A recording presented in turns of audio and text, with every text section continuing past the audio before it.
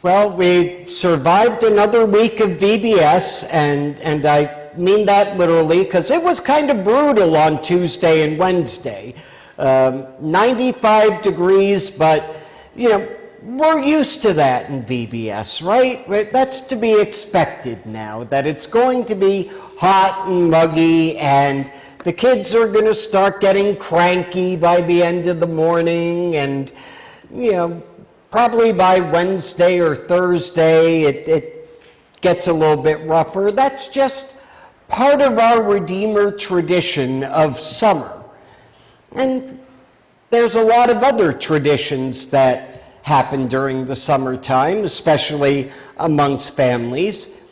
The kids are home from school, whether it's, they're home full-time or whether they're just back from college. Doesn't necessarily mean you're going to see the kids all that much with them running here, there, and everywhere, but they're home. Summer begins unofficially with Memorial Day and ends unofficially with Labor Day, and smack in the middle you've got July 4th, and those three things all have what in common as far as our celebrations of them? Memorial Day is traditionally when you break out the grill, and you grill out for the first time, kind of kicking off the summer. Of course, 4th of July cookouts, and then you do it one last time at Labor Day before school starts up again and we get back into the fall rhythm. And a lot of people over the summer take family vacations, so family may come out to see you, you may go to see them, you may meet together at some locale. There may be a family reunion, which normally involves food of some sort, some kind of picnic or something. And today's readings talk about this as well. Jeremiah looks at it through the lens of the righteous shepherd. The shepherd who feeds his sheep, who takes care of them. We might think back to the 23rd Psalm and the leading me to green pastures and quiet waters. Paul speaks of being the household of God. You who were once far off, you who are of the uncircumcised, Gentile, outcast people, have now been brought in and been made family members. And then our gospel lesson, Jesus tries to get away with his disciples, but the crowds follow, so he sits them down and has kind of this picnic on the hillside with the 5 loaves and 2 fish. But there's a lot more to that miracle than just a miraculous feeding. The 12 have just returned from being sent out for the first time. Remember, before we get that John the Baptist interlude, we have Jesus sending out the 12, telling them to take no purse, no spare pair of sandals, none of that stuff. Just go and proclaim the good news. And now they've come back, they've reported back to Jesus. There's been kind of a debriefing of this first evangelism tour. And the word about Jesus has started to spread. Now it's not just the 12 who are following Jesus around. It's all the people that those 12 talk to.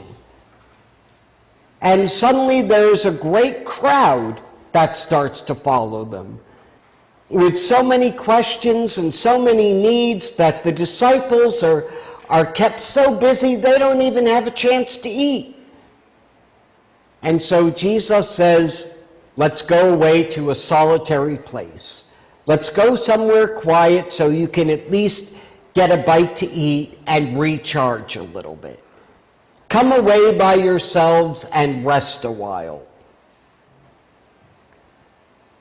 But do the people allow them any rest? Now, I don't know the speed of a boat with 12 people in it on the Sea of Galilee versus the average pace of people, but somehow these crowds on one side of the lake ran all the way around the lake to the other side before Jesus and his disciples get there. So there's no time for them to rest. There's no time for them to eat unless, they had something in the boat. But this is an important part for them.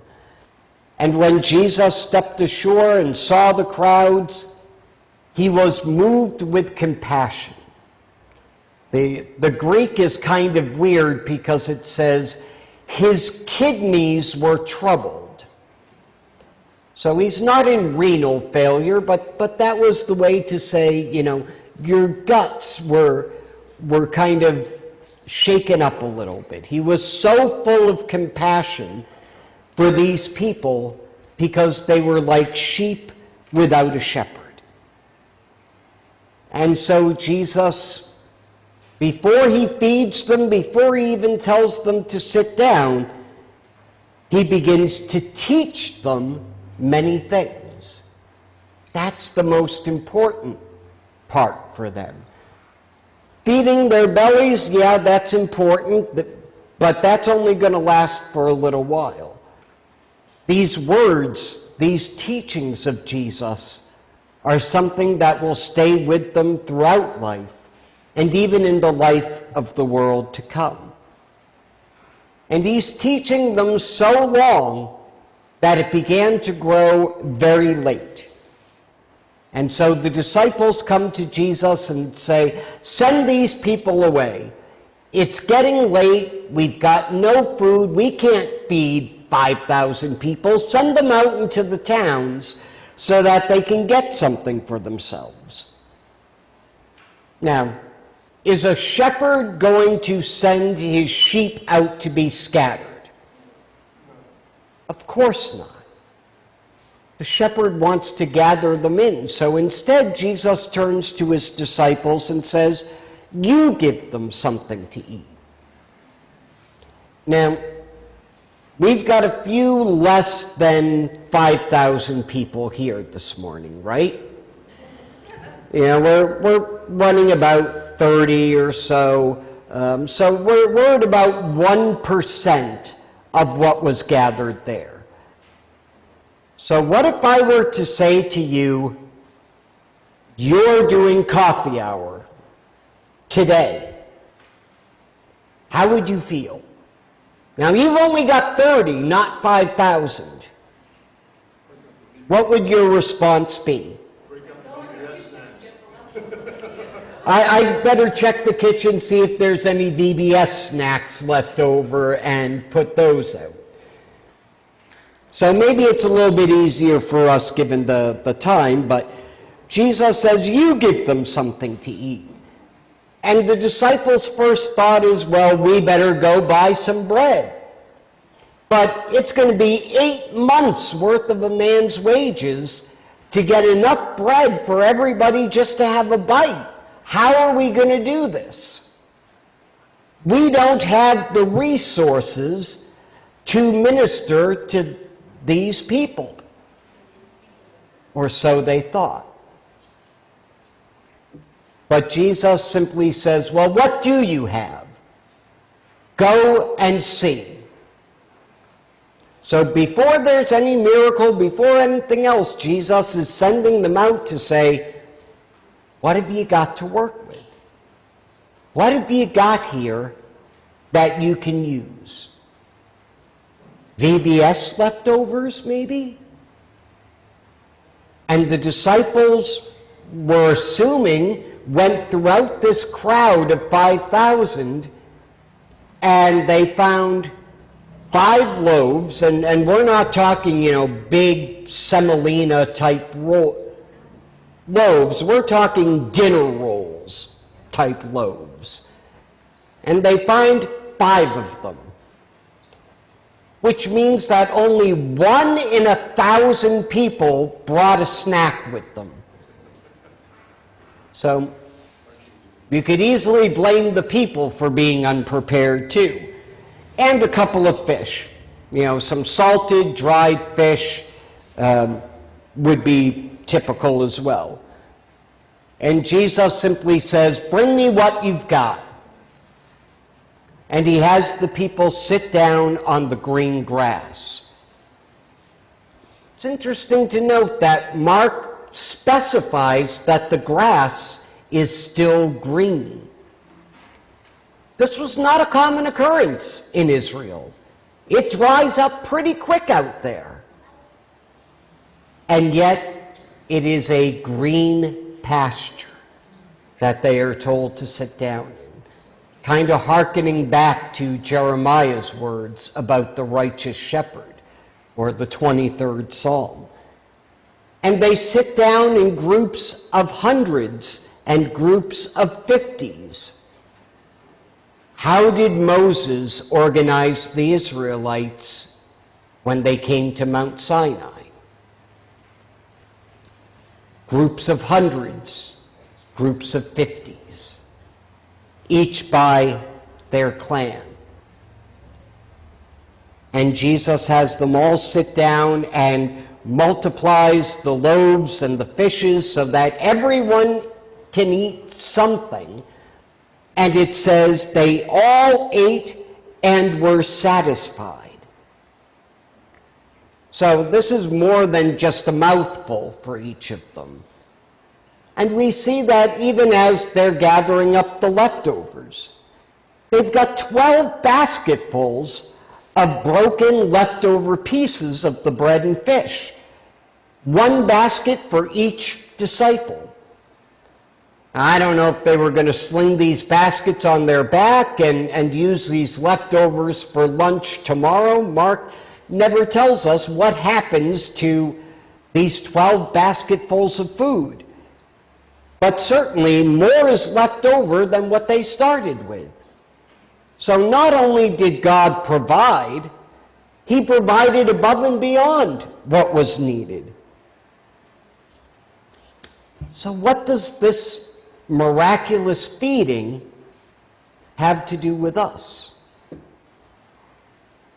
Well, first of all, it says that a time for rest, a time to come away by yourselves to a desolate place, a place where people aren't going to be crowding around you, that's important.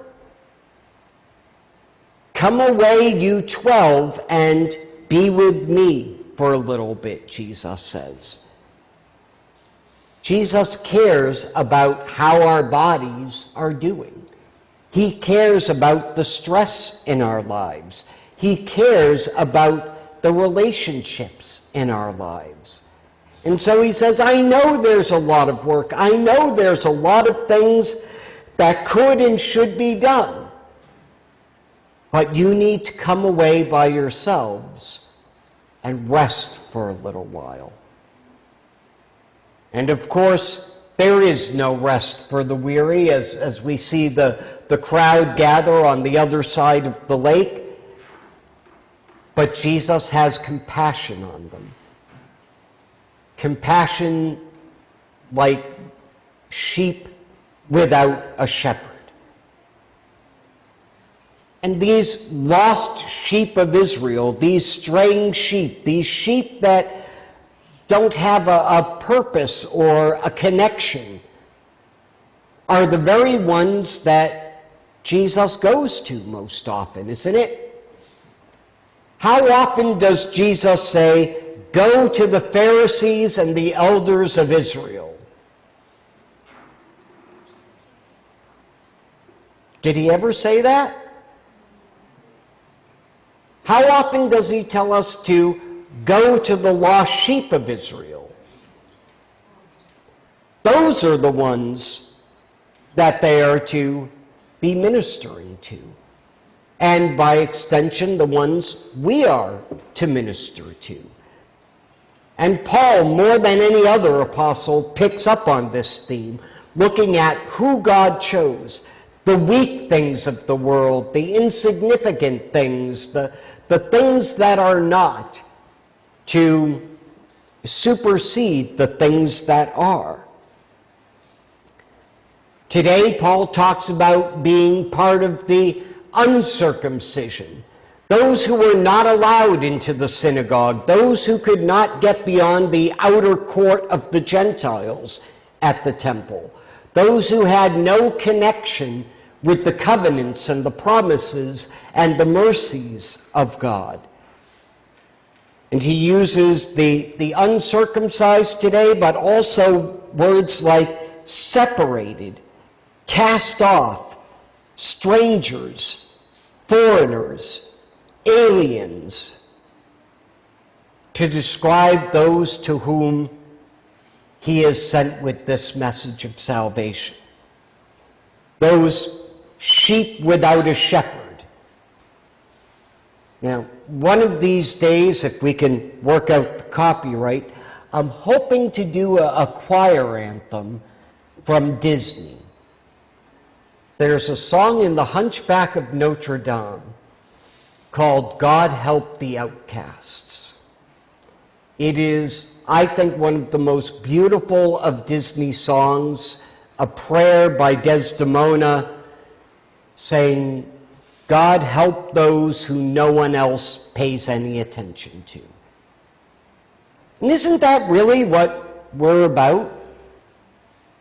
To joyfully spread the good news of Jesus Christ in word and deed with those in our communities? We help the outcasts, those who are separated, cast off, strangers, foreigners, aliens, not part of the group.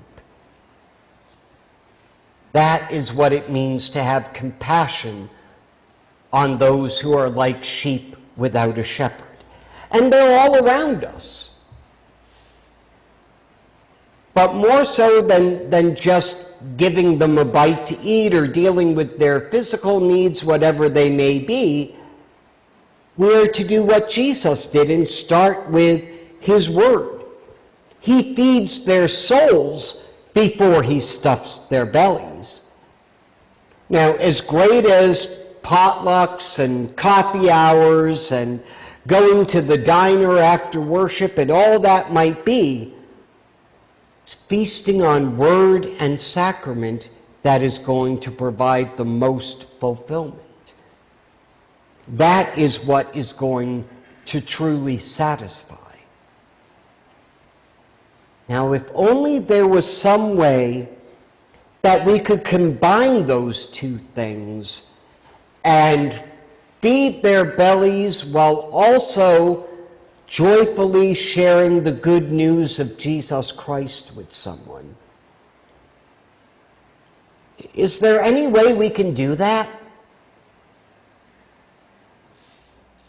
Take a look at the half of Canoe on your way out today. Look at what we're doing for the upcoming LWML convention. Yes, we're taking care of physical needs, but with that, the nourishing Word of God goes forth as well. And then also from this parable, we learn that God has all the resources we need. We don't need to go and buy bread. We can use what we've been given. It may not seem like it's very much, but when given to God and done in accordance to his will, he'll multiply it. He'll use it to connect with those who are like sheep without a shepherd. And we saw that happen just last night. What happened last night? What was our event here? The fire pit. We got out at 6:30 as the first drops of rain started, and then it got a little bit heavier, and only a few people showed up, but we did have a couple of people who we hadn't seen before, who were new to our church and had heard of us, had heard of our preschool in particular, and wanted to know more. Now, the rains came down and the floods came up, but the house on the rock stood firm. And the fire pit kept going. Most had left, we had said, okay, I'm cold, I'm wet, I'm tired, it's been a week. A couple stayed, and then some neighbors dropped by to see what was going on. And we had people who had no connection with Redeemer, who have no idea about who we are or what we proclaim, or that God has given his only begotten Son to die and rise again to save us from our sins. They just showed up because we took a simple donated fire ring, a little bit of wood, and a match. That's all it took to joyfully share the good news of Jesus Christ in word and in deed with our community. God will provide all that we need to do what he is calling us to do. So as we look through this miracle, which incidentally is the only miracle besides the resurrection that appears in all four Gospels. Kind of interesting that this is the one that all four Gospel writers made sure was there. As we look through this, we see it's a lot more than just feeding a multitude. It's about really going out and doing what God has called us to do. To joyfully share that good news of Jesus Christ in word and in deed with all those in our community. We did that this week with VBS, and in fact, as we close things off, I want to show you what happened these last, 6 days now, as we had, about 52, 53 on average? Average 55 for the week. Averaged 55 per day. Plus 13 teenagers. Plus our crew leaders, plus our staff, who get just as much out of it as the kids do. So we'll conclude this morning. Do we have our spotlight ready to go? We do. Then I'll let you look at how the Good Shepherd, Jesus, our dive buddy, as VBS calls it, worked with these 55 kids throughout the week.